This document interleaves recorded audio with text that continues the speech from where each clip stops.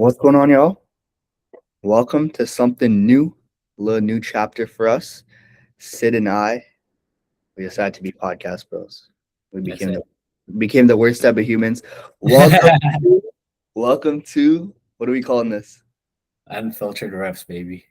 Shout out to Claude for the name. It originally gave us no cap, no curry because it said two brown guys were making a podcast. Mm. Um, but we're not curry. Introduction. Not so we're not doing that. But I think we'll start off with a little introduction. Sid, you can start, So, and then we'll get into the meat and potatoes.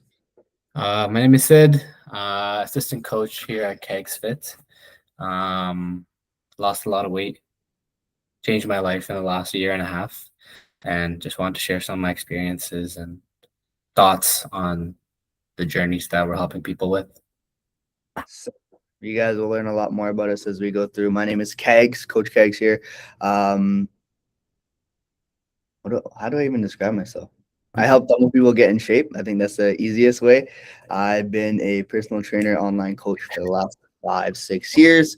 Own my own gym out here in Brampton as well. We're gonna get into our second location. So a lot of things are moving pieces, but you guys will learn more about us as you sit here and as you watch us talk. But I think the biggest reason that we want to start this or where this idea came from was we went to a seminar conference in Austin, Texas, super impromptu, and we came out of that and we're like, "Yo, we got some sick stories that we want to share with the people." And I think, especially in the fitness space, there's not a lot of representation of people that look like myself and Sid. So we figured, let's get right into it. And I think there's no better place to start than the place that sort of made us want to start this podcast, right? So we wanted to get into our trip to Austin, and it was probably the most white people shit I've ever experienced in my life. 100%. 100%. We're like doing cult stuff. We're sitting there talking about God, and this is just something we're not used to in that context for sure, you know? They're talking about like guilt and shame and all that. Yeah. And I was sitting there like, what the fuck? But I think it opened up a perspective. But even before we got to this trip, the way I found out about this is I saw Nick Pomodina. He's a guy I follow on Instagram, watching his videos for a while. And he was just posting. And stuff really resonated with me. And I was like, yo, really cool guy. He seems like he knows what he's talking about. And I think a couple weeks before the seminar, I think 3 weeks before, I saw him post on Instagram, and he's like, "Yo, I'm doing the seminar. It's for like coaches. It's for people in the leadership space. Like, if you guys want to come through, come through."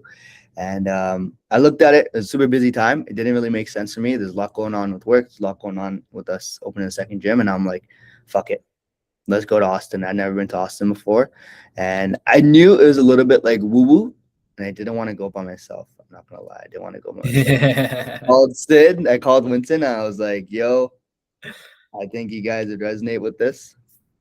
Let's fly out there." So we ended up going, but before we even got there, buddy, Sid, We got Sid, tested. We we got got tested. Now looking back after what we learned, it was a test from the universe to see if we're really about it, you know? And before I start or share the story, um, I didn't know anything about Nick before I wanted to come. I honestly came because I'm like, you know what? These are like two of my best friends. We get to go to a city and just hang out. So what if I have to go to a seminar for a little bit? The rest of the day we're just gonna spend hanging out, right? And I'm not super big in the entrepreneur space right now. But the lessons we took away from that actually like shifted my perspective on everything. So it was just a really, really crazy experience. It's a spur of the moment decision, Yeah. and when you do things fast, there are mistakes that can be made. And our first mistake wasn't Boston. I'm literally sitting here. It's the day before our flight, right? It's the day before our flight. I'm not a big packing guy, so I'm always asking people like, what to pack. So I'm sitting in the group chat. I'm like, "Yo, guys, like, everyone check in for their flight. This, that." And I get a text from Sid, and he goes, "Yo, I can't find my check-in link." And I'm Yeah. like, "Are you stupid?" I was like, there's two numbers here. They're both not working. So our other type A friend, he's like, yeah, okay, I'll be home in a couple of minutes. Let me help you out. So I'm just sitting there like racking my brain, like, why is this not working? And then I look over at the date and I booked it for the wrong month. This guy I'm booked the tickets for the next month, the same dates. Now I'm like, bro, what the just sitting there like this with my hands in my head. Just yo, I don't know if I can come this next, because the flight's literally the next day, and we got some pretty good deals on the flights too. I think we paid like 400 or 500 bucks, which wasn't crazy. Yeah, it was nuts. It was pretty mental. And we're literally saying the day before, it's like less than 12 hours for a It's flight. 8 p.m. The flight is at like 6 a.m. So we're literally sitting there like 10 hours before. What And it says like, yo, I booked the wrong flight. What do we do? do we do? Well, you were on the phone with the lady for a minute, right? Yeah, I was on the phone with United Airlines. They're trying to do stuff in the background, but like in my heart, I just know that it's not gonna work because they like have no incentive to put me on the flight that's like 10 hours from now, right? Especially for not paying anything extra. And that's what they offer me. They're like, you can pay like two bands, like $2,000 and get on the flight tomorrow. On the same exact flights with my friend. I'm like, it's not that serious to get on the exact same flights as well, because we're gonna end up at the same destination anyways. We're gonna sleep through the flight anyways, so it's not about that. But it was just about the fact that I wasn't sure if I want to invest even more, especially for just what I thought at that moment was just a little boys trip. I'm like, you know what? We're gonna be together for a while. We're gonna have more opportunities to go on a trip like this. So I'm like, you know what? In my heart, I was like, if this doesn't happen, of course I'm gonna be sad. But at the end of the day, it is what it is. Yeah, I Um, like that said. I was like, that shit's not happening. I was like, you're coming. I was like, yeah, it doesn't matter. We're gonna figure it out. If you had to pay extra, whatever, bro. And then in like a year, 2 years, 5 years, literally, it's not gonna fucking this matter. shit does not matter. Whatever. It's fine. Exactly. It's And it fine. really shows the importance of like the people you have around you and like your environment, because in the same exact situation, if these guys were like even had like just a different tone about it, right? They're like, oh, oh man, that sucks, blah blah blah. I would have been like, we would have just gone wrapped up in it, and it would have gone the wrong way. But instantly, the energy was like, no, bro, how the fuck can we make this happen? How are we gonna do this? Because you are coming. At that point, I was like, fuck, okay, I guess I'm calling these different people. I'm looking at all these different sites. I have like 30 tabs open on my laptop, looking at all these different links to see how I can get there. I'm thinking of busing from Yeah, Toronto, Canada to Austin. I'm like, I can hop on a bus right now and get to New York by like noon, and then hop on a flight from there. We're I going remember crazy. listening to your balls. I was like, yo, if you start driving to Austin right now, you can get Literally 24 hours.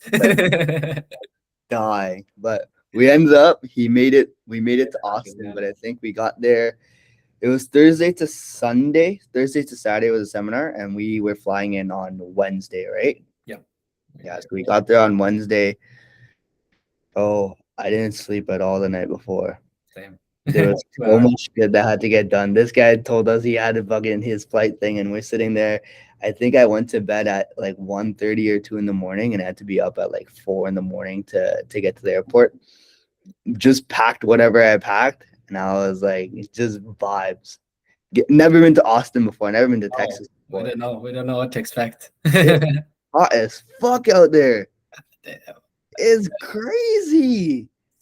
The afternoon sun is something different over there, We man. landed there at like 11, and me and Winston get there, and we just get out and it's fucking beaming. And the Yeah, craziest part was, we got to the city, there was no one outside. literally. It was like a desert. I was like, what is going on?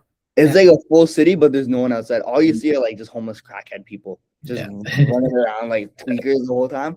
I'm like, bro, what is going on? Where did we end ourselves up? Yeah. Of grabbing some food.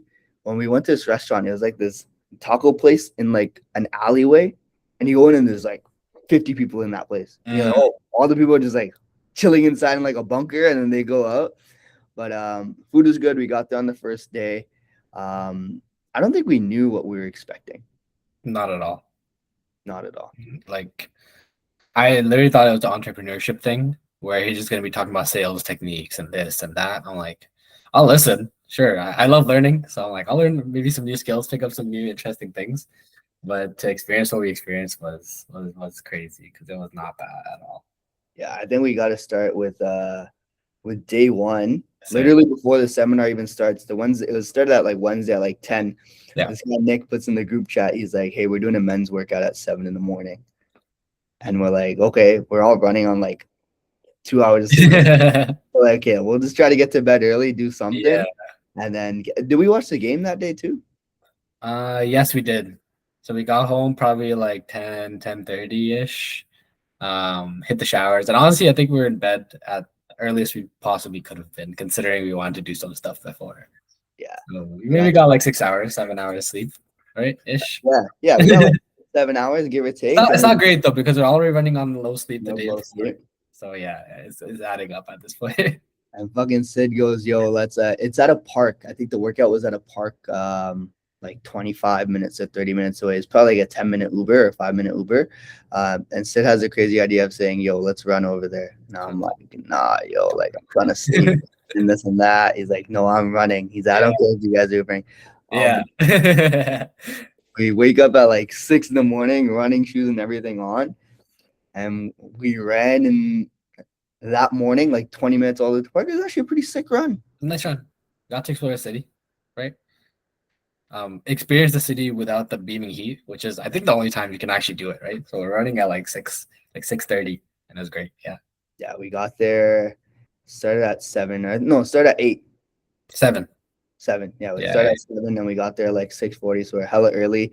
Yeah. There's just Hanging us, out. Nick, and there's like 4 other guys. And we're Yeah. like, yo, it's all white people. We're the only people Yeah. that we're pulling up. We're like, yo, what do we even expect? That was mental. But that workout was crazy. It was fucked. So to explain it, we started off by doing suicides as they walk. So they separated themselves like 30, 40 meters. And we Yeah, did two guys. suicides. Yeah. And then we separate, and then we had to do suicides between them as we walked like maybe like half a kilometer-ish, right? Yeah, it's about 500 meters. We started off at like this park, like this calisthenics. Yeah. In our head, I'm like, okay, like we're gonna do like pull-ups, we're gonna do push-ups, do dips, we're gonna do squats, we're gonna do like some lifting stuff. And maybe a run at the end. I'm like, okay, we have our running shoes. We're like ready for that. That's totally fine. This guy goes in, he's like, yeah, so I'm gonna stand here. The other coach, I think his name is Mark. He's like, Mark is gonna be like 30 meters behind me, and we're both gonna walk to the thing. But you guys aren't gonna walk. You guys are gonna do suicides between us the entire time. Yeah. We're literally fucking sprinting back and forth. It's like if you don't get 30 suicides, then by the time we get to the hill, you have to run hill sprints. Yeah. Right? And the one thing he said, he's like, don't be late. Don't be late. Yeah. He's like, And you have be to remember there's like, how much would you guess? Like maybe like 30 of us, 40 of us. I think by the time people actually came in and by the time we ended up, we had like 40 people. Yeah. And we're just running through a park, like just causing mayhem. And there's other people using the park too. It's not like a private area. So I'm like, damn, I feel kind of bad. We're like taking up this entire walkway by us doing some dumb fucking shit, running back and forth. But yeah, we get to the hill, and I'm not gonna lie, I was not counting. I think we had to do 30 suicides. I'm just gonna say I did however many my friends do because I'm like, well, I'm not counting at this point. I already missed the first like couple. I'm like, at this point, whatever. No one else is. There's gonna be someone who doesn't get it, and we're all gonna have to suffer anyways. Yeah, and that's exactly what happened when we got to the hill. That was a pretty big hill. I would say like around 100 meters like distance and like pretty steep. Pretty steep. I don't even know how to describe steepness, but yeah. Then he made us just rip hill sprints up and down. I've never done. I haven't done hill sprints since like cross country in like grade 10. Yeah, I've never done hill sprints ever. Yeah, so first time. Made us rip hill sprints, and that was even the most fucked up part. After we do the hill sprints, I think we did like 20 of them.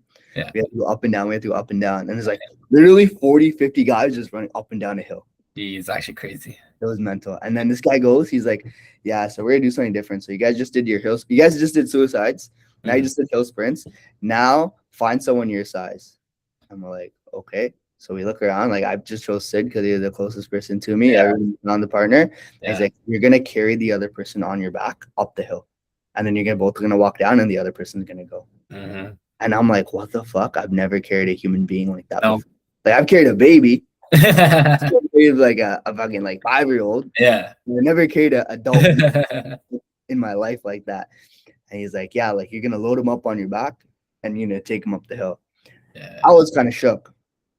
Not shook. I don't know about you. I was like, yo, this is mental. I thought it was crazy, but I know I couldn't say anything because where we were, I'm like, bro, we just have to do it at that point. But I really liked his explanation as well, which was like, everybody says they're willing to die for their family and do all this. And like, yeah, if push came to shove, I can like carry my family out of a burning building. So this was our chance to prove it. And turns out it's a lot harder than just saying you can do it, right? It's a lot harder than thinking that, oh, worst case scenario, I'll get up and do it. But if you can't even do it on your best day, then why makes you think you could do it? Makes you think you do it. Yeah, literally, I had Sid on my back. I was on Sid's back, and we just carried up.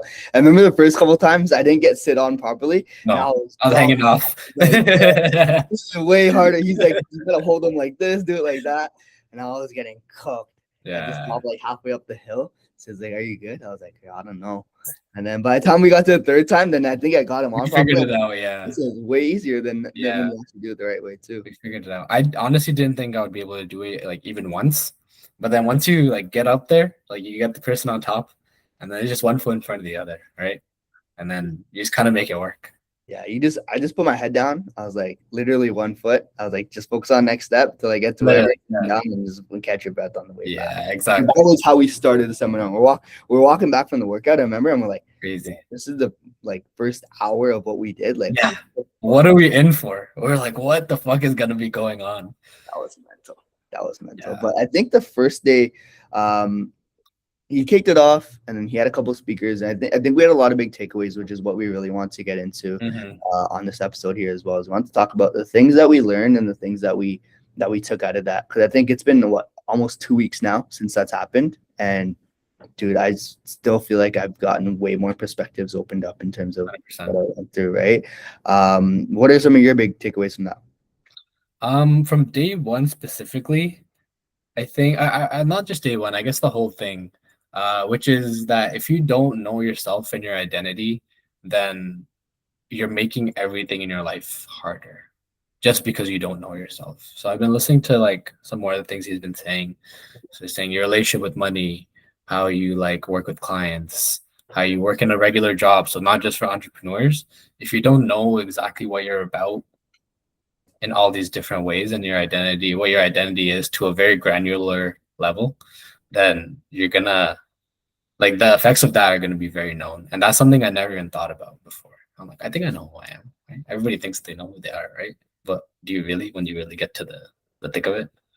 A lot of the prompts and stuff, he's like getting us to do exercises. Where one of my favorite things that he did was there's a point where like he was like, "Yo, bring a pencil, bring a notebook," and he's like, "Write down something you feel really guilty about what you did, and Mhm. something you feel really ashamed of what you've done in the past." Yeah. Right? So everyone's writing down this deep stuff, and he's like, "Cool, get in groups with people you've never met before." Hmm.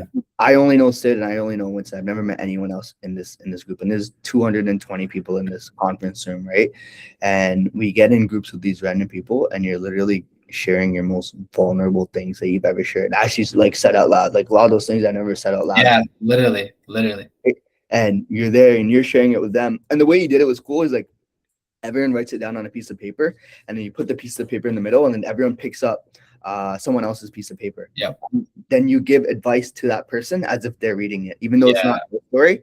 So at some level, at some point, you are essentially giving advice to yourself, because exactly. you're that person is reading the paper that you have, and there's like groups of five, and you know it's your advice, and you're telling that Yeah, person yeah. advice, and you sit there and you're like, damn, if I would say this to someone else, like why am I not saying Literally, it to me?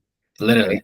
That was a big part of it. But I think from day one specifically, I'd say my biggest takeaway was one of the speakers spoke. I think it was Brian Mark, and he's Mhm. talking about like his crazy, fucked up childhood. Yeah. How like he was a black kid raised with like a white mom that hated him and this or that, whatever. And he's like, I'm where I am, and he has a super successful business, amazing family, whatever. And he's like, I had all these things happen to me, and everyone says like you're a result of your environment, you're a product of your environment. Mhm. And that's what I thought for the longest time too. And he's like, if I made it out of that, that's not necessarily the case. And if Mhm. that was the case, I should be dead by now. I should be Mhm. focused on some shit, and I should be dead. And he's like, I'm where I am because my environment is actually a result of me. Mhm. Yep. And for me, the longest time, I was like, yo, if I travel somewhere, if I go somewhere, if I'm not sitting in this room, like things aren't perfect. Things Yeah. won't happen. But then I realized, like, wherever you are, like, you create your environment to Mhm. and that Mhm. was the biggest thing that kind of opened up my eyes. Like, it doesn't matter where I am. If I'm who I say I am and who I'm gonna do, like what I'm gonna do, like that's gonna happen regardless of what's going on around me. And I was like, damn, like I when you work in the fitness space, you work with a lot of people who are struggling with the fitness, right? Of That's the course. biggest thing people come with Yeah. you, and they come at you with a lot of, hey, this is not working for me. I can't eat healthy because I'm going to all these social There's events. problems bombarded at you, right? There's all these different things, right? But at the end of the day, there's also people in those exact same circumstances that see the results that you want, Yeah. right? And when you see that and you're like, oh shit, It's just a matter of me approaching this differently. That was my sort of big takeaway from day one. Coming out of that is that you're not a result of your environment. Your environment is a result of you and who you truly are. And that's what, like, going back to what you said, dude, like, if you don't know who you are, you're just gonna follow what everyone else is Yeah. doing. What environment are you living in if you don't know who you are? Because you don't know what your beliefs are and all this stuff. But I think there's an important part of that quote as well, where it says your environment is the result of you after you do the work. Mm, You have to do the inside out. I think he mentioned this as well. Inside out, which means looking inward to see what you could bring out, and outside in. So that's where all the fitness and all these things come in. And after you do that work, then your environment will change for you. And it has to, right? Everybody changes. And if you put in enough dedicated hard work, there's no way you could, because you become a different person, right? So even if it is the same environment, it's not really the same environment. If you think about it. yeah, I think that was a big thing. And it was like doing the work and like doing like the mental stuff and sitting there talking about your feelings, talking about Yeah. your experiences. Like, yo, I don't know, Who maybe does this shit, right? it's brown. Like, you don't do that shit. You just show Oh, up, you fuck go to that. work, you do whatever Yeah, you got to do. exactly. Right. So it's like sitting there and actually thinking about that stuff. I think the biggest thing for me that I realized that when you're constantly go, go, go, you don't have a chance to sit down. Literally, You have to be intentional about it. literally. Very, Yeah, very intentional about it. Did yeah. you have any big takeaways from day one in particular? I think just the entire experience was just crazy. Like exactly like you mentioned, I've never even said these things out loud. I don't even think I've thought about them that often. But then right when he said, think about this, it was right at the top of my head. So you know that it's bubbling there subconsciously all the time. Because I didn't have to dig very deep to go and find my guilts and my shames. Yeah. So that just kind of like led to show that like even though you're not consciously thinking about it, it's there and it's affecting other decisions. Even though you don't, I mean, the fact that you don't think about it means that you can't do anything to address it at that point, right? So just being able to say it out loud, address it, and just bring it to my conscious mind instead of my unconscious mind has just that. Even if it was just that one little 10-minute activity that I got to do in that group, I feel like I would have walked away. Yeah. I'm more like informed person about myself, so that was just crazy. Yeah. How do you feel about the shrooms trip? Our cottage one? No, the shrooms trip that we did. Oh, the breathing exercise. Yeah, so that's day two. And for reference, he said that we're gonna do some breath work, and people around us who have been there were like, "Oh my god, it's gonna be crazy! This is gonna be crazy." I was What like, did you know about breath work? What did you think when you said breath work? What did you know? I thought it was like meditation, like Yeah. some yoga shit, like we're just gonna spend an extended period of time just thinking about things in our heads, and um, that'll be all. You know, it wasn't gonna be any like physiological things going on. When he said breath work, I was like, oh, like we're gonna do like Wim Hof breathing, and it's gonna Yeah, like we're gonna feel like energized after something. yeah, That's what I thought. I was like, we're just gonna sit there, we're gonna breathe, we're gonna feel sick after. yeah. Right? And like Sid said, like the people that were there, and everyone's like, yo, like you gotta be ready for the breath work. Like Mhm. this It's dude told us intense. to bring a pillow. He Yeah, told us to bring a pillow to the conference. we're So walking with a pillow and notebook and sweaters. pillow. And like 200 people are walking to the Hilton Hotel with pillows. Everyone's like, yo, what the fuck is going on? Yeah, I'm sure we look like clowns. I've done shrooms a couple times. That time, just through breathing, we're literally like huge conference room. He's like, we're gonna turn the lights off. I'm gonna play some music. I'm gonna walk you guys through this. So he sets the ambiance, and before we even start, he's like, look at everyone around you. Tell them you're in a safe space. Mm. That was one of the gayest things I've ever said in my life, and that's whatever the gayest things I've received. It's like, oh, you feel safe with me. And I'm like, you feel safe, and the other person saying it back. I'm like, okay, like you do have to be bought in. Like you can't go into You it have thinking to. like, You you can't go into it absolutely thinking, oh, have it's not to. gonna work for me. Like when in Rome, do what the Romans do. I was like, when I'm here, I'm gonna just submit. I'm gonna just surrender. You have to, yeah. And it's like hypnosis, right? Like after going through this, like before this, I was someone who's like, you can never hypnotize me. I think that shit's fake, right? But I realized after this, like it's just about buying in, absolutely buying in, and then you could let your body do crazy things, Yeah. which is pretty nuts. We sent, I think it was the next like 30, 35 minutes. And all it was, he was like, you're gonna breathe into your belly and then breathe into your chest and then exhale really hard. Yeah. That's all it is. Right. So we're sitting there, we're all laying on the floor, eyes closed, Mhm. knees going, and he's just breathing. Bro, I went through some shit I've never went through in my life. Crazy. insane. I was screaming at the top of my lungs. Yeah. I was crying. Yeah. I was like, he's like, you're gonna be in fetal position. There's literally It 20 literally was at one point. like this. Yeah. Just because like I think it's something about the way you breathe or the way you're going through the experience, like your body just curls up. Yeah. You don't need the pillows, and we're just like this crying and screaming. Yeah. I can only imagine what the people who work at the hotel, they're probably walking by like, Yeah. what I the was fuck? like, bro, we're making a lot of noise in here. Because I think a big part of that was like you mentioned, just the letting go, where on the exhale, a lot of people would like vocalize it, right? And then eventually when you're in a room full of people doing it, like you kind of get into like the group think where, oh, my actions Everyone's are, doing it, yeah, so I can. everyone's doing it, so I can do it, right?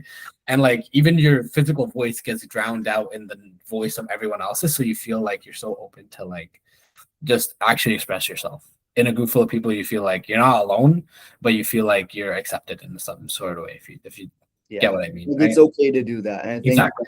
use that safe space thing at the beginning, like yo, that actually like kind of tapped. It made sense why, because Yeah. you're getting so vulnerable, even though no one can experience it. No one knows exactly what's going through your head. Mhm. So I remember getting up out of that, and I was just like, I was shook. I had tingles. Yeah. Next like 3 4 hours, Yeah. we're supposed to go to shoot guns after. I think But like like we're not in the headspace to shoot guns right I now. can't shoot guns right now. Like I just need to like sit here, We're like fucked, dude. just think. It was mental because like I don't want to get into what I went through because I feel like Exactly. That's it a wouldn't personal even it wouldn't experience. even it wouldn't Yeah, even make sense for me to explain exactly. it to you what I went through. But you go through that and it just shows you what you're like holding on to or like Literally. what you kind of been thinking about this entire time. Yeah. I think the way he guided it too, like, was absolutely amazing. There's actually a clip of me on his YouTube video, and Yeah. it was day two. It was right after when he was like filming, like, how's your experience? I'm like, bro, like, You're just sitting there like dead. you have to experience that. Oh, your testimony, of course. Yeah. Testimony after, I was like, you got to experience that. Yeah. That for me was probably like the most woo woo shit I've ever done in my life. Woo is shit I've ever done in my life. Not even close. Not a second. Because even with drugs, you can be like, yeah, it's a physical thing you're taking into your body to elicit a response, right? So yeah, that makes sense, sure.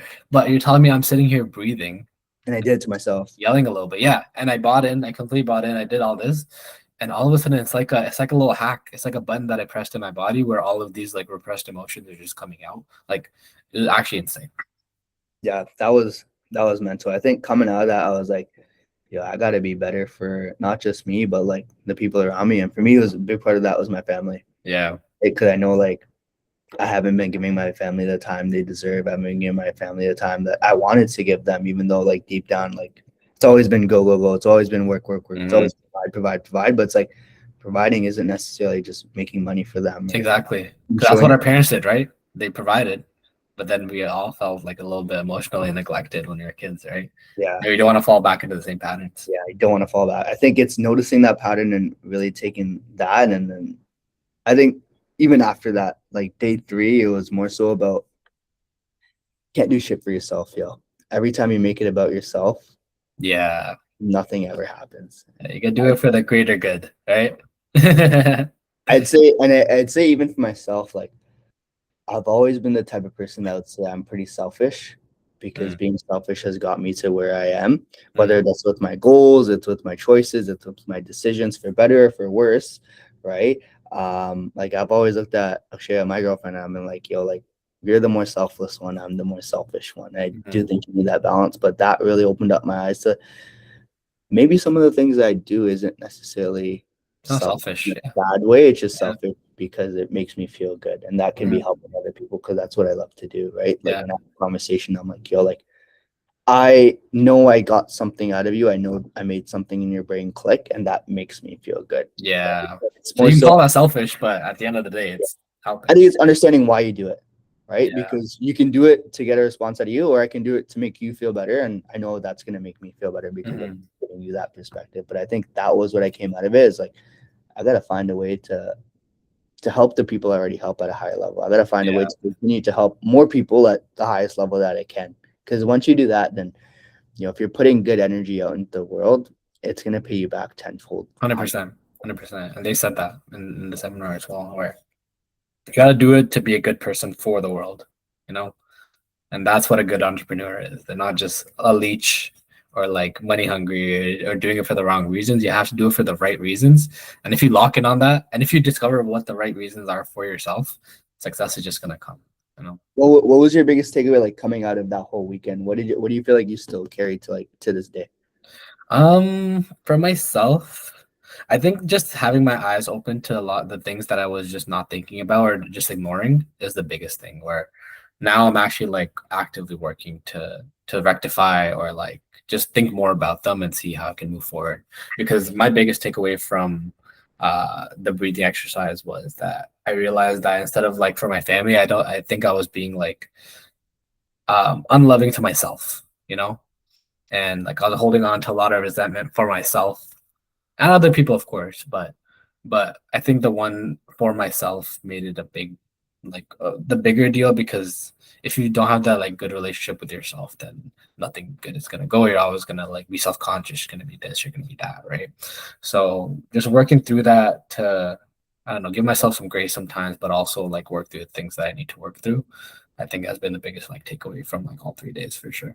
Yeah, like I thought childhood trauma was absolute bullshit. I thought that was like Really? I No, was like, I knew that was some real shit, but I I was was like, you like, know what? there's I no way that's a procrastinated. real thing going into it. Why the fuck does your childhood affect how you work as a person? And then I sat there and I went through that weekend. I was like, damn, we Yeah. were all just We're kids at just kids. We're the day, literally all just kids. Yeah. right? And I was like, I explained it to my clients yesterday on that group call. Is like, if you have your kid and your kid messes up, your kid fucks up, you're not gonna just beat the shit out of them or be like, you're a piece of shit. Like you're never gonna figure it out. You're gonna maybe You can help them. my parents said that, but Same. it's like, it's like you're not gonna give that energy. At the end of the day, you're gonna be like, yo, you can fix this. You can be better. Yeah. You're gonna be very supportive. And if we're just kids at the end of the day, and if the voice in our head is you're a piece of shit, you're never gonna figure this out. Mhm. Oh, if you wouldn't say that to your best friend, if you wouldn't say that to a stranger, why are you saying it to yourself? Yeah. That was the biggest thing I came out of that with is like got to be way better with how I treat myself, right? Like before, even when I think everyone starts fitness hating themselves.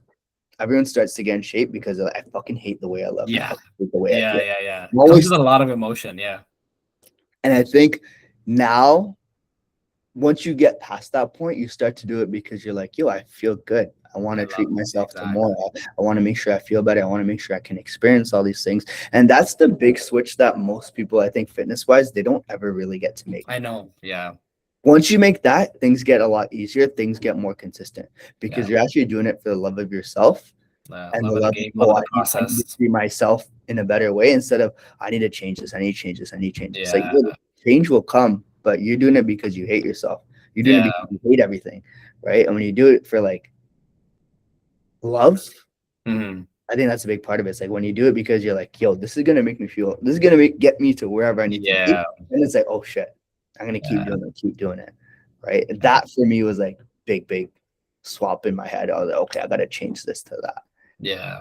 Just even the way you phrase it in your own head, right? Like I'm not doing this because I hate my body. I'm doing this because I love myself and I want myself to be healthier. Right. That's just a big switch. And that's what we're trying to help some people with, you know? And I think that the craziest part of all this was you had entrepreneurs at very different levels. Like you had people Yeah. making like multiple Billions. Yeah. millions, billions, whatever a year, a Billions. month. I No, don't know. about the B. Crazy, right? And it's like these people are just people. Literally. When you're sitting there, I still remember that time we did the group workout. And Mhm. Nick is just like this guy I've seen online. I look up to. I'm like, oh shit, like he has it all figured out. There's that. What you're gonna say. We finished the fucking group workout. He's like, okay, guys, I have to get back to the hotel. You know what this motherfucker does? Bro, this is the funniest thing I've ever seen. I'm like, yo, like I don't want to say I look up to him, but I respect him in a certain light. Yeah, I respect I what he gotta says. respect Yeah. him. This dude finishes the group workout. We're like, me and Sid, Winston, we're like, okay, we're gonna take the Uber back. Yes. This dude gets off the hill. He starts walking. He walks over to a fucking Lime scooter. The little scooter's there. He scans the thing. He's like, okay, see you guys. And it's just this 6'2" This is not it. Just fucking yeah, he's tall as shit just too. himself on a Lime scooter. And I look at these two guys. I'm like, It's like, bro, that is the goofiest thing I've ever seen in my literally, life. he's just a person. It's a grown man on a Yeah. scooter. And This this is just a regular ass dude. is a dude, yeah. That's if we just put everything into perspective, is like, yo, like you can be whoever you want to be, and it doesn't matter like where the levels are at. we're just people. And if Exactly. this dude on a Lime scooter has that much to value to give to me, bro, I'm pretty sure I can give a fuck ton of value to the people that Exactly. that's what that really Yeah. changed for me. Yeah. And I feel like we learn a lot from our clients as well, you know? Like they share things with us. They like teach us different recipes. Like that's just something I can think of off the top of my head. But you have something to learn from everyone, but you have to like stop putting them on a pedestal and stop putting yourself on a pedestal. Pedestal. Yeah. Yeah, I think It's the first. ego is the biggest part there. Is like Yeah. when you're so attached to who you are and where you are in relationship to everything, then it's Yeah. like you're not going to take that. Whereas if you just look at everything as I'm on the same level, then it's like, yo, like you can take what you need to take, you can not take what you don't need to take, and you can keep it moving to get to where you need to be, right? Exactly. Yeah, Exactly. that's Exactly. the biggest part. No, I would say like this sounds like an ad for this guy's fucking event. Literally it does, but I swear it's just a really Amazing. good I'm definitely experience. gonna go back again. Yeah. At some point, I do think that's a thing, and I want to take more people with me and be like, yo, like you guys got to be able to open up your eyes to Open up. what, Yeah, man. what we just experienced because that was absolutely amazing, right? In terms of the value and everything come out of it. But anything else on the event? Looking through my notes, like day three, I think was just a little bit lower impact because day one and two were so like emotionally charged. So I think everyone was kind of in the same mood there. Um, but yeah, I think we said most of what we need to say, other than like you don't have to be an entrepreneur to like get to know yourself better. Because of course, like it helps with entrepreneurship. If you know your messaging and everything, it's gonna help, I'm sure. But I think it's important for everyone, you know. Yeah, I think Spend for some me time. too. Be idle. Yeah, when I was inviting you two guys, and I Mhm. knew you guys weren't entrepreneurs. I remember you saying to me before, you're like, yo, I don't ever want to be an entrepreneur. Yeah. I vividly remember that. I'm like, yo, I know I want to go to this thing, and I'm kind of dragging these guys just because I want some fucking friends there. I was like, I don't Yeah. know how these guys are gonna take it. I don't know how these guys are gonna actually respond to the Mhm. thing event. I was like, yo, like, You is it know, gonna yeah, be you're like, weird? okay, Is it yeah, gonna be a yeah, thing? What's gonna go on? Like, are they actually gonna like it? And I was like, at some point, I looked at these guys like at the beginning. I was like, yo, if you guys don't want to be here, go to any of the events. Like, that's go totally do your thing. You're gonna be here, and then we'll link up you after. guys do whatever you guys Yeah, gotta yeah, do. But I think there were people there that weren't entrepreneurs. There's what was that guy's name? Mark? yeah. The health insurance guy. Yeah. Yeah, I mean, he's an entrepreneur, I guess. He sells stuff. He He's a works sales guy. Yeah, he's a sales guy. Yeah, you're right. right. So that guy was an entrepreneur when he said Yeah, he came to the last event. He's like, yo, I'm in this room with like coaches and entrepreneurs and mentors and this people and that people. He's like, I felt completely out of place. Right. And when yeah, he came up and he gave his speech, and I was like, damn, I know this is hitting Sid hard because yeah, like, Sid's just walking into this, right? He's yeah. not even like, yo, I don't want to. But then when he told his speech, he's like, yo, like this is what it did for me. This is what it changed. Mhm. Not just my business and not just my work, but like my family, this and that. Yeah, man. Damn, I hope you got that. And how do you feel like coming out of it? Did you feel like I don't know. I don't want to say a switch was flipped, but did you feel like your perspective has changed? Perspective definitely changed. And I think the main thing behind that was like I love helping people. And the way I thought I could do that in the past was only through like my degrees and all this stuff. But now I'm realizing that that impact can go a lot more one to one, or there's like different avenues to be a good person in this world, right? So yeah, hopefully I can just continue to apply that. Um, but yeah, not entrepreneurship based, but very good overall. I think that was the moment for me where, yo, we walked out of that and you became a full time coach here, Yeah, literally. Yeah, right? And I was like, I went into that, and there was a time where he's like, yo, like when I go through my coaching, when I go through my work, when I go through things like I think at some level it was relatively selfish for myself, right? It was like, I want to do this, I want to do one this, man operation, right? I It's want to not, get yeah. this, right? And I remember telling Sid, and there's a moment, I think it was after day two, he comes back and he's like, yo, like, I really like helping people.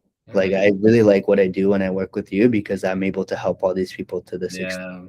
And I was like, okay, like, that's cool. But then I thought about it, and there's days where we sit on calls and we talk about like what our clients are doing and what the people that we work with are doing. And there's some days, guys, like, I came into it, I'm like, yo, fuck this shit. Like, how the fuck we gonna make this work? Like, I Yeah. don't want to talk about anyone. Like, I'm worried about myself. And Sid comes in, he's like, yo, this person's been absolutely killing it. Yeah. This person's doing this and this person's doing that. And he's talking about like the clients that I like, these clients came here for me, and he's coming in at third. He's like, yo, like, I love what this person did. And I'm sitting there, I'm like, at this point, I could barely give a shit. And this guy comes and he cares more than I do. Right. And this is multiple times. And like, this is kind of always in like the back of my head. And I was like, yo, very rarely do you find people that give more of a shit about what you do than the thing that you're building. Yeah. Right. You're not expecting that out of someone that's coming to work for you. Right. Is what you're expecting. But I looked at this, I'm like, dude, I want this dude to work with me. That's the realization that came out with. And I was like, I want this guy on my team. And I want this guy, I want to build something amazing with this guy because he sees it's the bigger impact in terms of everything. Yeah. So I remember on day 3, I literally took my piece of paper. I have the note, yeah. I took a piece of paper. I didn't know how to say it to him. I was like, I just wrote it down. I was like, I want you to go all in with me or something. I forgot what I wrote. Yeah, it's like, let me know by checking. Like, let me know by Monday morning. I was like, I just folded up the note. I held on to it for a few hours. And then at the end of day 3, I slapped him. I was like, bro, I see the vision. I see the care. I see the love that you have for what you do.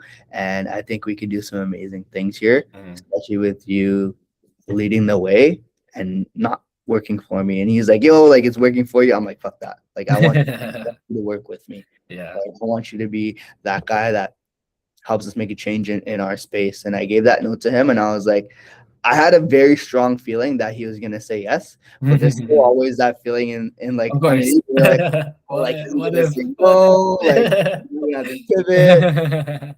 Fuck, so I really went home. I was like, yo, I hope he says yes, but like, it is what it is. We'll figure it out. Yeah. But yeah, you woke up the next morning. How'd that feel for you? It felt honestly kind of like, again, we're going back to identity stuff, you know, like I have an engineering background and all this stuff.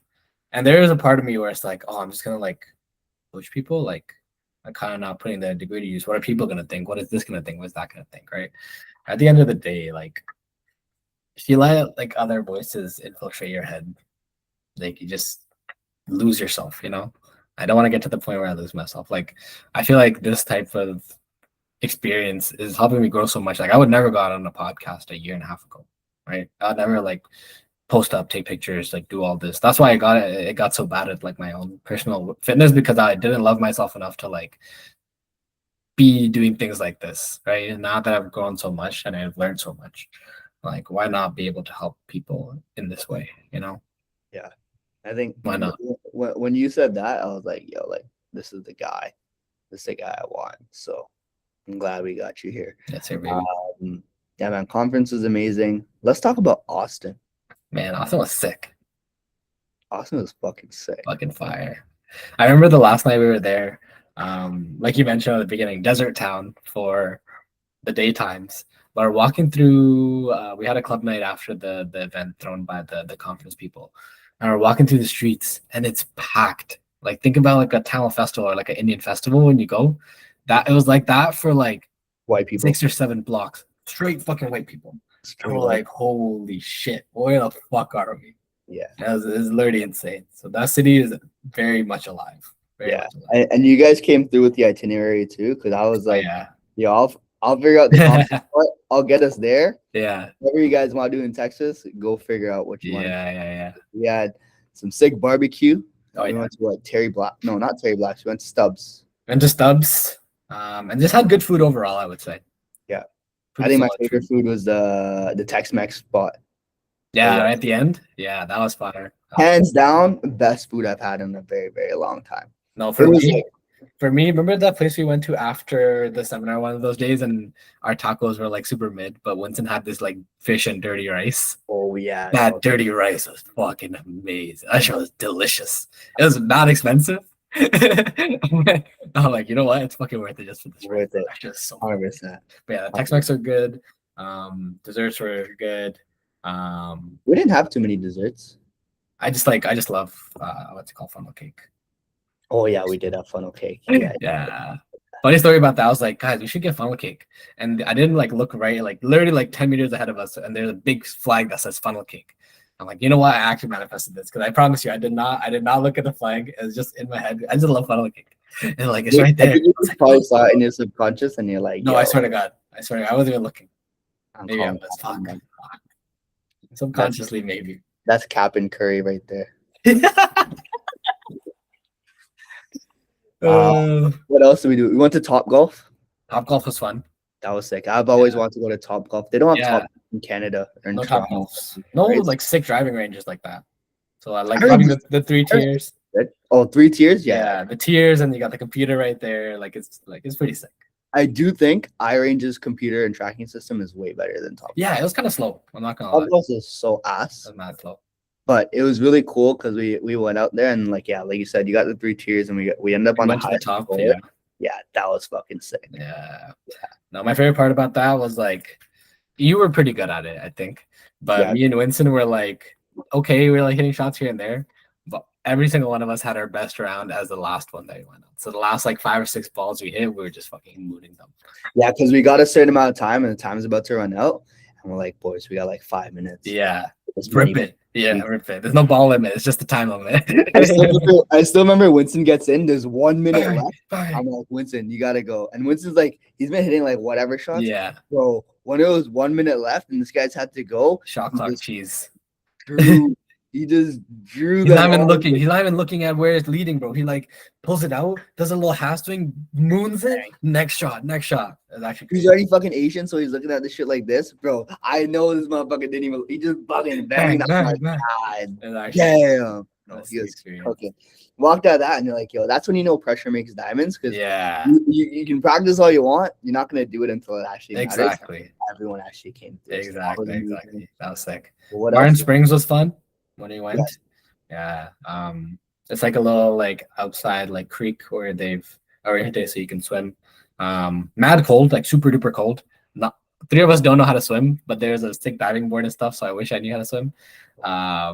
But yeah, it was cold, but the vibes were immaculate there. Like people It are was nice because tanning. it's really hot. It was really hot outside, and then when you got in there, it was like super cold. Exactly. And you get a nice view of the city. Like it's just a really nice place to hang out for sure. Yeah. I think that was cool. Then we went to the gun range. Gun range, amazing. We shot a Glock 9. No, Glock 9. Yeah, Glock 9 and AR-15. Yeah. Next time we gotta go full auto though. That's the goal. Yeah, they didn't let Canadians shoot Yeah. full auto. They're We like, gotta, yeah, bro, I'm sure we can find a ranch somewhere. They have like a makeshift fucking gun range, and they're like, you can shoot whatever the fuck you Right. want. Yeah. one of my things is actually on my vision board. Oh yeah. I was telling these guys, one of my things that I want to do is when I hit a certain goal in my business, I was like, yo, I want to get to a point where I saw this thing online and it was crazy. I saw like 2-3 years ago. You get into a helicopter in Texas. So you get into a helicopter, and in Texas, they have a problem with hogs. Like hogs are these animals. They're like huge, massive pigs, and they're invasive species. So they fuck up all the crops. Feral hogs in the woods type shit. They're massive, probably like Biggest at shit. least 100 pounds, right? Probably more than probably 200-300 pounds. I bet you can find a big ass one. Yeah, Yeah. you can probably find a big ass one, but that's a problem there. So they're always trying to like hunt it and get rid of it. So I saw this video where you literally get into a helicopter. They give you a fully automatic fucking rifle, like 3-4 of them, and they fly you up and they take you over the hogs, and you just go to Fucking town. go town. You're like harnessed into the helicopters. You can like kind of like sit Yeah, out of the you door, just- and you're just fucking sniping these fucking hogs, Just bro. chopper gunning, just letting it rain. So I was like, yo, I need to do that. I think it's like 8 bands or 10 bands USD. I'm like, we'll get to a point where you can just drop that. I'm gonna rip that. I'm gonna rip that. So that is something 100%. But shooting a gun for the first time, that was the first time I ever shot a gun. Same. Crazy. Insane. Yeah. Insane. I always like the most I knew about guns is playing Call of Duty. So I knew what all the guns were, and I knew there's like certain recoil patterns and this and that. So when I was shooting a Glock, that was pretty chill. Yeah. I thought it was gonna be a little more recoil, but I'm assuming it's a small gun, so that was fine. Yeah. But the guy that was teaching us, he's like, do you want to choose which semi-automatic rifle do you want? He's like, do you want the AK or do you want the AR? And I'm like, damn. I'm sitting there, I'm like, yo, do I want the AK or do I want the AR? Yeah. I think I made the call on it. I was Yeah. like, I want what the school shooters are shooting. Yeah, Give me the white boy school shooter gun. And we We need went the with the AR. special. We need the Texas special, baby. It was like these Mexican guys beside us with the machine guns. Do you Bro, remember they're that? going crazy. Yeah. Oh, mental. And you had to wear like these big muffs to cancel out the noise because it gets super loud in there. And even when you're shooting, they're just going mental. You just hear like, Yeah, the guys on the left of us were shooting this like really high caliber weapon. So that was loud as fucking like it literally shook the room a little bit every time he shot. It's like huge. I don't even know what the fuck bullets he's shooting. It was some fuck shit. And the guys on the other side, like they're shooting some regular shit, and then eventually they went and got some fully automatic. And we're just standing back and looking at them, and it's just boys being boys in that room, just all smiling at each other, like, yo, this is so fucking crazy. it was like, I think it was like five white guys. And then when we were shooting the Glock first and they were shooting something small. And then when we pulled out our semi-auto, when we pulled out the AR-15, they're like watching us and like, oh Yeah. shit.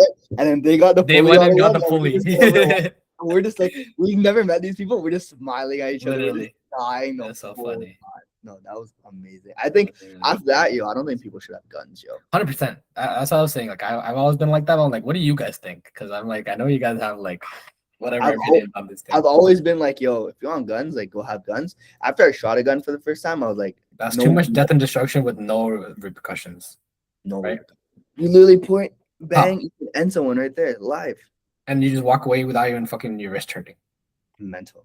You walk away from that shit. That's why I was like, yo, no one needs guns. But then I thought about it. I'm like, yo, you can't do anything now. Now everyone needs guns because you kind of fucked it up. Nah, yeah, you should have done it at the beginning. You got to do that at the Either beginning. everybody has guns or nobody has guns. And we're Yeah. at that point where everybody has guns. If everyone has guns, like you need a gun too. At this point. Hey, did you see anyone with like a weapon in person? Open carry? Yeah, I don't think I saw anyone. I don't think I saw anyone, but I'm sure they had it. Yeah, maybe there's a different like rules in like the city versus the rest of the state. I think it's still It's open carry. Yeah, Still well, open I didn't see anything, so it's kind of surprising. You know, they tell you all this shit about fucking America, or like, oh, people Yeah, walk where around people guns swap and this around and and that, stuff. and this and that. I think you There's got to go people- to Memphis. Yeah, Memphis. Some motherfuckers with guns doesn't walk around with that shit. But I think, oh, you went there when we got there the first time. We saw FBI agents. Oh yeah, I used to mention at the airport, right? Yeah, at the hotel. When we checked Oh, I see. two guys, and they're like in FBI gear. And I just thought they were two regular people. And then Winston was like, yo, like they got FBI. It's the holster. Yeah, That was mental. that's pretty cool. What else did we do in Austin? Shot guns, had a barbecue. I went to the pool. The pool and the thing was really nice. I'm not gonna lie. Hotel. Oh, that was when we got fucking finesse for the drinks. Yeah, we got like 6 doubles, and it was like $200 Canadian. We're like, what the fuck? Yeah, I was like, because I think we were gonna go to Top Golf or something. We're like, yo, let's get some drinks before we go. I was like, maybe let's go get something at a convenience store. Yeah, And chill. And usually, convenience store, like if you're getting a bottle, like yo, of course. crazy. Yeah, And so we're at the pool and says like, yo, like let's go to the pool bar right there. yeah. Just get a drink. Like we get one and then do whatever we want after. Whatever. Yeah, but it was like good vibes there. We were just talking to the bartender. Like sun was setting, so like the weather was decent too. We were just sitting there. Then they're talking, and this guy comes in. He's like, "Yeah, like the hotel, like really overpriced the drinks." I'm like, "Okay, like it's probably gonna be like $15, maybe $20." Yeah. He pulls out the tab at the end. I'm like, "Oh goddamn!" Yeah. You hugged that, right? Yeah, that. That was his punishment for fucking the retard flight. Fair enough. Fair enough. But nobody blessed us up with an extra shot at the end. Yeah, I got us going for Top Golf though. We were good there. we were good. Having a good time. Yeah, that was absolutely amazing. I think Austin was one of those places where I was like, I've wanted to live in. I've always wanted to move. I don't think I'm gonna be in Canada for the rest of my life. Like I want to settle down somewhere else. So Texas and Florida are like the two big things. And for me, it's always been weather. Yeah. And I think obviously no taxes. No Of course, man. That's It's actually fucked. Yeah. and then the last part is just like I've always prioritized having a healthy lifestyle or having fit people like be a part of that. Around you, yeah. Austin's super healthy. There's a lot of like the city is like fitness oriented. Yeah. The infrastructure for fitness is really solid. I know Florida's like that as well. Only thing I was a little bit triggered about with Austin was that they didn't have like a lake or like the ocean or something nearby. But the Barton Springs is pretty solid. Yeah. So maybe I gotta go check out Florida, but I would definitely go back and I definitely spent a decent amount of time there because it was absolutely amazing. Yeah, the vibes are really, really good there. Amazing. Yeah. Austin was sick, came back, got sit on as a coach. And I think the biggest takeaway was like, like the work that you got to do after is super important. Like anyone Yeah, can go to these seminars and anyone can go to these conferences and you can get all pumped up and stuff.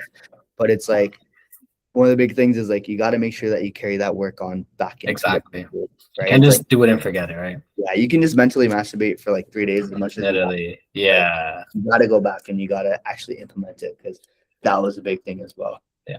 Big thing. We also want to go to San Antonio. Did not happen. Fucking Spurs blew it. Yeah, we went during the finals. And we thought Austin's a big San Antonio city, like they're a big Spurs city. Yeah. We thought, if the series gets competitive, maybe on Saturday we won't go to the club, and then we'll just go down to Austin for like Game 5 or whatever, and then we just watch them choke like. Literally just watched them choke it. And we're like, all right. Good thing we didn't go and spend the night because the club night was pretty fun.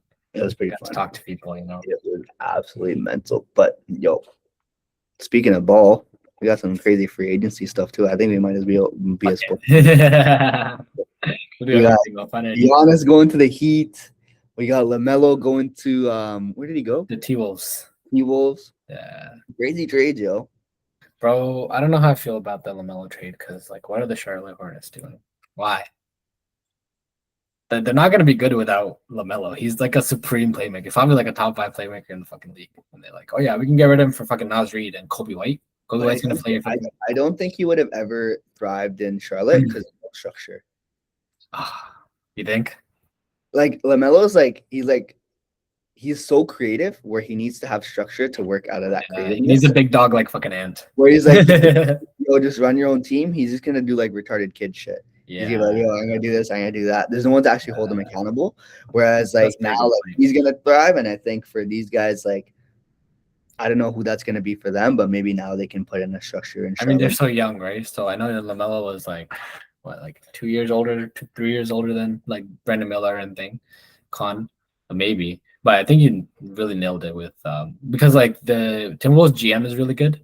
I forget his name, but he's a very good GM. Finch is the head coach, right? Finch is the coach. So the coach is good, and he has a superstar he can lean on for the pressure side with Ant, and we already know how good Ant is as a leader. So I think on that side, that's why I only mentioned the Hornets side, because I think the Wolves side, they can do a lot of good things if they like round out a nice bench.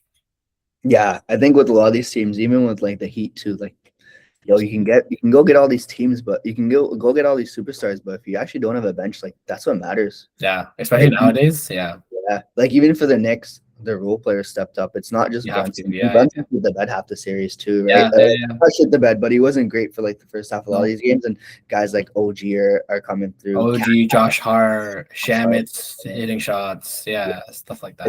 I think having that well-rounded team, even with the Nuggets, that's my team, right? Like you don't have a great outside the starting 5. There's not really anyone. Like you have what's Brown, Payne Watson.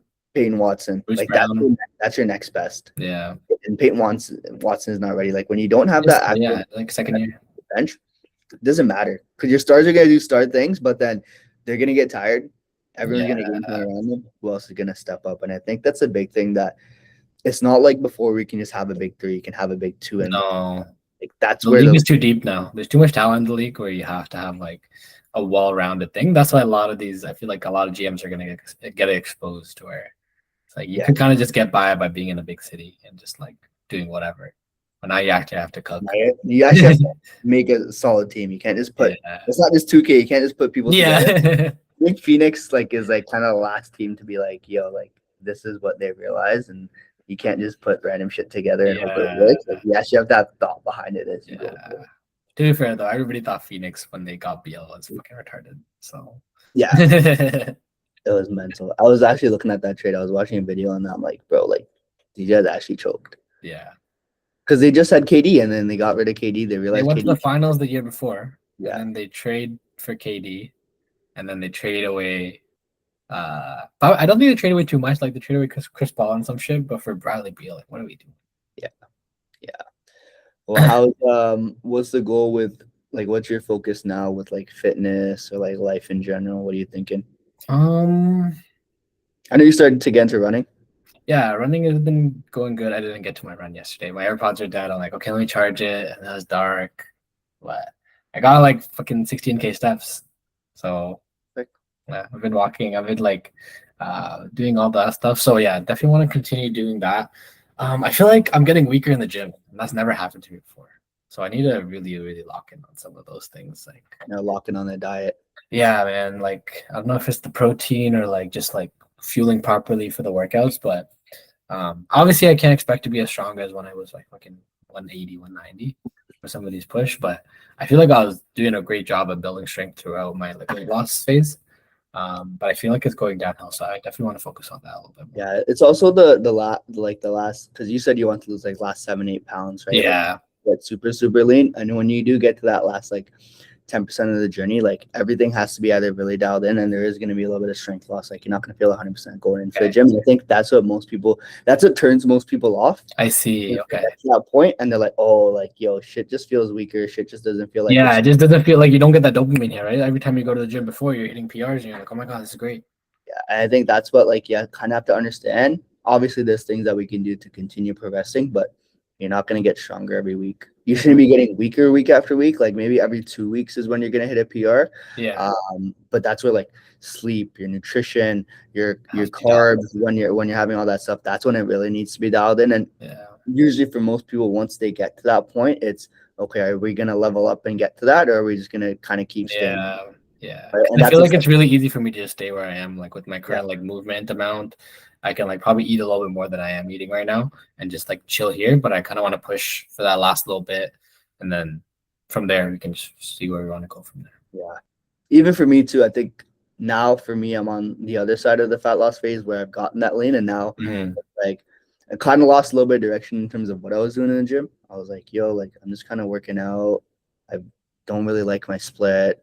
Like Yeah. some even with all the gym stuff and life stuff, I'm like, yo, like there's just a lot going on. And Mhm. it becomes really hard to focus on doing what I need to focus on. And you lose sight of that too, right? So that's where like Yeah. getting clear on what exactly I want to build. And I think for me, it's just let's build as much muscle as possible. Let's make sure that we still keep our training a priority. And I'm gonna drop down to 3 times a week Yeah. training. Never done 3 times a week training in my life, right? Like it's Yeah. always been 4 or 5. Used to be 6 at some God crazy damn. time at all the It's time. But six like, before, yeah. yo, like I'll drop down to 3. We'll see how it goes. I talked to my coach and he's like, yo, like you can still make great gains on 3 times a week. At Mhm. least now I think it'll leave me feeling a little more hungry to go back to the gym. Because Yeah. I'm used to training 4 times a week and I haven't been able to hit 4 times a week in like the last 3 4 weeks. It's Yeah. been tough. So I'm like, okay, now if I get 3, if I have the extra juice, I can go do stuff, and I'm craving it a little bit more, Yeah. as opposed to like I'm overcommitting and falling short on that constantly too. I think. Exactly. Yeah. It's good to want it more than like, oh, I have to do this, I have to do that, right? Yeah, yeah. I Putting think yourself when you on the have other that side. drive, it points you forward. But Yeah. No, man. I'm on 3 days play. I think it's gonna be good for you. no, I think it'll be fun. I'm Yeah. excited. Yeah. I'm Yeah. excited. I think just with the time commitment too and everything coming up, should be solid. Yes, sir. Yo, I think we'll wrap it up there. Yes, sir. What I do want from the audience, if you're listening to this and you actually got to the end, which I know Mhm. there's probably 2 people and maybe Winston and Chick and Yeah. P-Van, you got to the end. Shout out to you. Yeah, man. What we do want from you is if you could give us some feedback, Yeah. subscribe to the channel. I think this is going to be up on YouTube, and we'll probably cross post it to like Spotify and Apple and Yes, YouTube or sir. whatever. I'm not sure how that works. Um, give us questions for next time. What do you want us to talk Yeah. about? We always have topics, but we want to make sure that we can kind of keep you guys involved as well. And then 2, if you liked it, subscribe. You don't have to share it yet. I don't believe in sharing stuff until you actually get to a certain level, because we actually have to show that we're going to be competent and Yeah. go up to this every single week and do what we need to be doing. Everyone starts stuff. I see this all the time. Like Mhm. everyone starts this, but they don't actually stick to it. So until we get to 10 episodes, Yeah. we don't expect you to share our podcast. Keep us underground. Keep us Low underground. key. Honestly, with it, share it. But yeah, give us some feedback. Any thoughts on your end? Oh man, it was a great experience just talking everything out with you. I think I'm looking forward to where we can take this. Let's go, baby. Unfiltered reps. Yes, sir. That's the podcast. We'll catch you guys in the next one. Yeah. I'm gonna turn this shit off. Probably a big red button. Oh, there you go.